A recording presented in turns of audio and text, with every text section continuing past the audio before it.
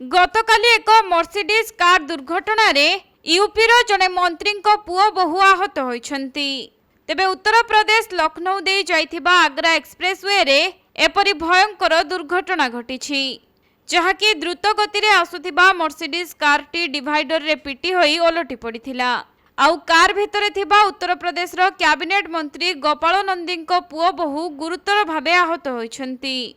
तेबे गत जुलाई 11 तारिख रे गोपाल नंदींको पुओंकर विवाह होइथिला। आउ गतकाली मंत्रींको पुओ बहु दुहे मिसी मर्सिडीज कार रे दिल्ली रु लखनऊ अभिमुखे जाउथिले एवं कारटी को मंत्रींको पुओ ही चलाउथिले। गाड़ीटी आग्रा एक्सप्रेसवे रे द्रुत गति रे जाउथबा बेले हठात ताहा नियंत्रण हराई डिवाइडर रे पिटी हेबा परे ओलटी पड़िथिला। दुर्घटना एते भयंकर थिला जे गाड़ीर इंजिन संपूर्ण भावे भांगी रुजी चुरमार हो जाइछि। सेपटे स्थानीय लोके तुरंत गाड़ी उभय पति पत्नी को बाहर करी निकटस्थ हॉस्पिटल रे भर्ती करिथिले।